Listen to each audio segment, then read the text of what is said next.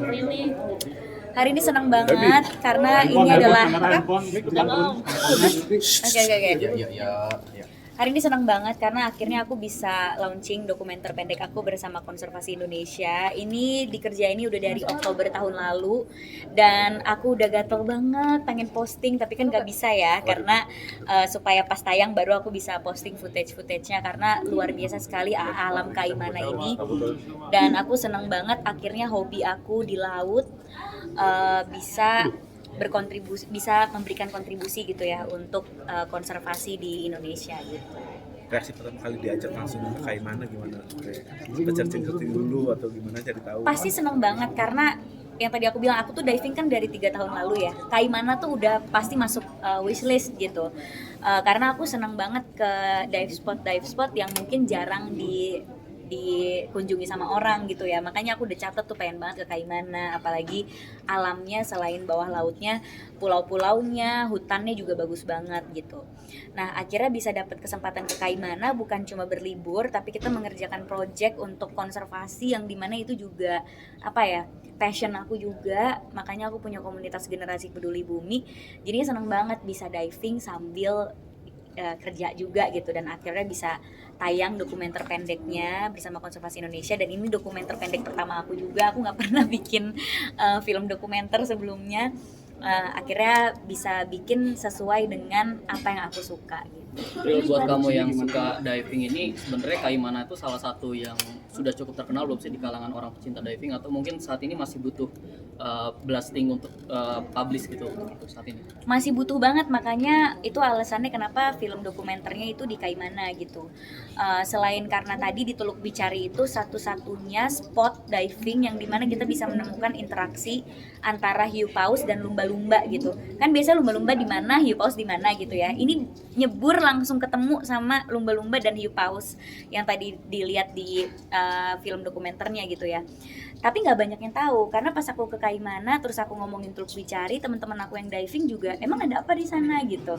Karena pasti mereka terpaparnya sama Raja Ampat, Labuan Bajo, Bali gitu. Jadi menurut aku wisata Kaimana itu perlu banget ditingkatkan lagi gitu. Bahkan di Kaimana ada pink beach yang warna pinknya itu masih pink tua, yang benar-benar pink banget gitu, karena red coralnya masih banyak banget gitu, masih sangat banyak gitu. Terus karang-karangnya juga luar biasa, dan aku mungkin diving di Kaimana ini paling banyak ketemu segala jenis hiu ya. Ada hiu karpet, ada walking shark. Malam-malam kita diving ngelihat walking shark tuh kayak gampang banget nyari walking shark, langsung ketemu beberapa walking shark. Aku udah pernah posting juga waktu itu aku diving malam-malam ketemu walking shark, ketemu black tip, white tip. Jadi segala macam hal-hal yang dicari di saat diving tuh ada di satu tempat gitu, ada di Kaimana. Dan selain bawah lautnya juga ada hutan mangrove juga yang bagus banget. Baru kali ini aku ngelihat segala macam jenis burung di satu tempat gitu ya. Aku ke hutan mangrove, naik kayak gitu, itu juga menurut aku satu destinasi wisata yang keren. Jadi emang harus sih orang itu ke Kaimana. Berapa lama sih produksi di Kaimana? Sorry. Proses produksinya seperti apa, bisa ceritakan? Berapa lama itu juga? Proses produksinya itu sebenarnya sekitar seminggu sih. Jadi kita padetin banget jadwal produksi tuh ya kemarin pas bikin dokumenter pendeknya.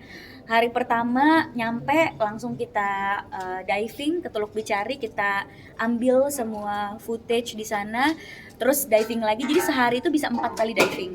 Jadi sehari kita bisa 4 spot untuk kita ngasih lihat karang-karangnya, terus kita ketemu sama hiu apa aja. Bahkan sebenarnya ada beberapa footage yang nggak masuk gitu karena satu dan lain hal, jadi footage-nya nggak bisa dimasukin gitu. Kayak ada satu danau yang ada satu tempat gitu, kita harus masuk ke hutan dulu. Terus pas masuk ke hutan kita ngelihat ada lake, terus di situ kita bisa berinteraksi dengan jellyfish gitu. Malam-malam juga kita diving malam-malam ketemu sama walking shark. Jadi sehari 4 kali dimaksimalin. Abis diving nggak istirahat, langsung kita ke hutan untuk ngambil footage yang tadi ada di dokumenter pendek di hutan mangrove itu, footage burung dan semuanya. Jadi seminggu itu kita padetin banget tuh produksinya. Terus setelah kamu ngeliat Kaimana ini bagus gitu ya. Terus menurutmu masukan seperti apa yang buat Kaimana tuh bisa sejajar gitu loh, untuk kayak spot diving lain kayak Raja Ampat dan lain-lain. Nah itu masukan kamu apa yang perlu ditingkatin biar bisa sejajar gitu? Oh, yang pasti awareness-nya sih. Karena kalau misalnya dilihat tadi dari drone ya, dari atas nggak kalah cantik kan sama Raja Ampat. Kaimana juga punya pemandangan yang luar biasa bagus gitu. Cuma kan orang nggak tahu gitu karena yang dipromosikan sama diver dan influencer kan pasti ke Raja Ampat gitu. Nah, makanya aku langsung bikin dokumenter pendeknya supaya orang bisa langsung tahu Kaimana tuh di mana gitu dan seperti apa, karena biasanya orang taunya Kaimana itu senja di Kaimana karena ada lagunya dulu kan, tapi kan itu lagunya zaman dulu banget. Kayaknya millennials dan Gen Z kayak kurang terpapar sama lagu itu gitu. Jadi yang menurut aku awareness-nya sih dari pemerintah daerahnya juga perlu banget meningkatkan awareness, mungkin bisa bekerja sama dengan key opinion leader yang bisa berkunjung ke sana dan memposting soal Kaimana, karena kan ya harus memanfaatkan kemajuan teknologi ya, sosmed, TikTok, semua mempromosikan itu lewat sosial media gitu. Makanya ini juga tayangnya di YouTube kan, dokumenter pendeknya, dan footage pendeknya akan tayang juga di Instagram aku, di TikTok aku, supaya orang melihat Kaimana tuh seperti apa sih gitu. Ada tantangan seperti apa sih Mbak? Tantangan produksi yang Mbak hadapi? Tantangannya udah pasti kita tuh nggak bisa ngebaca alam ya, kita nggak bisa ngebaca kita turun dapat footage atau enggak. Oh, kita turun dapat footage atau enggak gitu. Kayak misalnya kita turun di Teluk, visibility-nya itu mungkin nggak sejernih kalau kita turun di dive spot lain, karena kan itu Teluk gitu ya. Dan di Teluk itu kan bener-bener nggak ada meeting pointnya, karena benar-benar turun biru semua gitu. Jadi harus hati-hati, takutnya hilang gitu. Harus benar-benar ngejaga tim, harus nggak boleh pisah sama tim. Karena jujur ada kejadian lucu banget di si Teluk Bicari itu. Saking aku semangatnya pengen ngambil footage lumba-lumba, karena aku pegang kamera juga, aku akhirnya berenang ngikutin lumba-lumbanya karena visibility-nya itu cuma 5 meter. Jadi pas nengok tim aku udah mana tim aku gitu. Loh, untungnya ada satu dive buddy aku, Ibu Meizani, yang ngikutin aku karena dia udah ngeliat, wah Prilly udah berenang ngikutin lumba-lumba nih, kalau nggak diikutin hilang. Akhirnya dia ngikutin aku, cuma kita berdua jadi terpisah sama yang lain. Akhirnya ya udah bunyiin kentongan gitu kayak kita punya tongkat untuk bunyiin tabung diving kita sampai tim kita nyariin kita gitu. Untungnya kita berdua udah rescue diver, jadi kita tahu kalau kita pisah dari rombongan gimana gitu. Nah itu tuh tantangannya kalau di alam ya, benar-benar kita nggak bisa baca alam itu seperti apa. Terus juga kayak misalnya di tengah hutan terus tiba-tiba saya pengen buang air itu saya harus buang air di hutan. Jadi ya ngerasain lah pengalaman lucu kayak gitu yang kayak udah kebelet banget, tapi ya gimana lagi di hutan, ya udah jadi bolang deh, buang air di hutan, gali dulu gitu. Bilasnya di air laut mau gimana gitu ya. Itu jadi pengalaman yang luar biasa banget sih. Terus bangun harus jam 4 pagi untuk kita dapat ngelihat burung gitu, karena kan burung ada ya di bener-bener dini hari banget. Terus nggak ada sinyal pastinya kalau kita lagi di tengah-tengah situ. Ya itu tantangannya luar biasa, tapi itulah pengalaman yang nggak terlupakan. Kenapa akhirnya film dokumenter pendek yang menjadi pilihan produksi terkait dengan ini, dan bagaimana sih Mbak melihat minat masyarakat untuk menonton dokumenter pendek saat ini? Oke. Sebenarnya kalau aku bisa milih, aku sih pengennya bener-bener bikin film panjang soal laut ya. Kalau aku bisa milih dokumenter panjang atau ya cerita fiksi tapi kita mengangkat pariwisata Indonesia. Cuma kan itu memerlukan proses yang sangat-sangat panjang.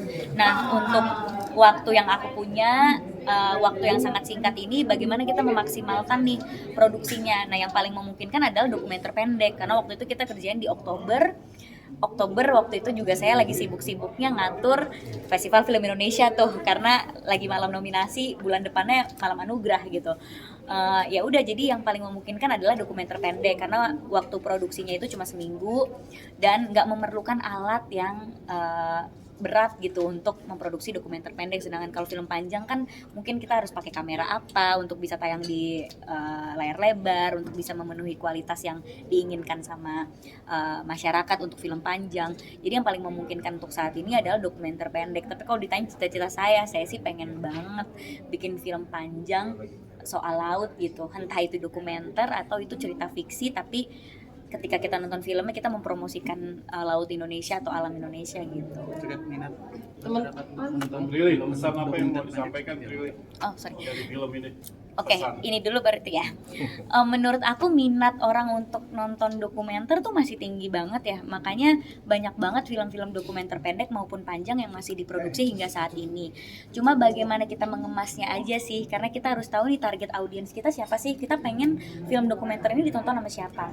Kalau kita pengen banyak ditonton sama anak-anak muda, karena anak-anak muda yang misalnya punya energi untuk mempromosikan juga atau berlibur atau diving gitu. Ya berarti kita harus mengemas film dokumenter pendeknya secara fun, yang orang itu nggak bosan nontonnya, nggak ngajarin, tapi lebih kayak menarik mereka untuk ikut berpetualang bersama kita. Makanya kalau ngelihat dokumenter pendek yang aku dan Konservasi Indonesia buat, kita nggak ngajarin ini loh alam, ini loh ini, tapi kita lebih ke bercerita gitu, lebih ke memperlihatkan alam Indonesia yang luar biasa dan magis gitu.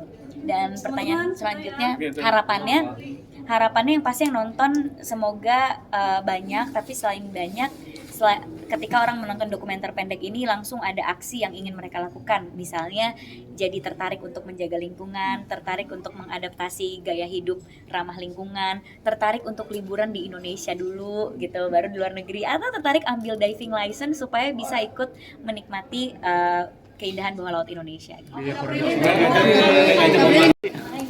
Prilly, update sedikit dong. Sedikit. Satu aja. Kak, update puasa Bapak Menyambut Ramadan mungkin seperti apa sih persiapannya? Sayang sekali saya Ramadan syuting Danur, beneran syuting Danur sampai Lebaran. Jadi kayak ini juga menjadi dilema karena sahur pertama di lokasi dan malam takbiran juga kemungkinan di lokasi. Jadi tidak ada rendang tahun ini teman-teman, karena saya nggak sanggup masak di saat lagi syuting yang berat banget, karena jujur berat banget syutingnya. Jadi nggak ada persiapan apa-apa karena benar-benar lagi syuting. Ini aja harus balik lagi. Ini komitmen banget nih ya di tengah-tengah syuting. Ini komitmen banget. Datang untuk Yes, konservasi. saya dari Ciloto jam 3 pagi ke Jakarta untuk acara ini aja dan langsung balik lagi gitu. Nah ini kan Kasih ya, pertama udah. punya pasangan, nah mungkin nggak pengen berbareng Syuting mbak, masalahnya syuting. gitu. Merencanakan nggak sih mungkin bareng sama pacar? Nggak ada rencananya karena syuting, beneran syuting. Makasih tiap ya. hari. Sudah ada planning nggak sih nih Kak? Nggak ada planning syuting, beneran syuting semua. Syuting bareng apa Nggak gimana? masak. Enggak, syuting Danur.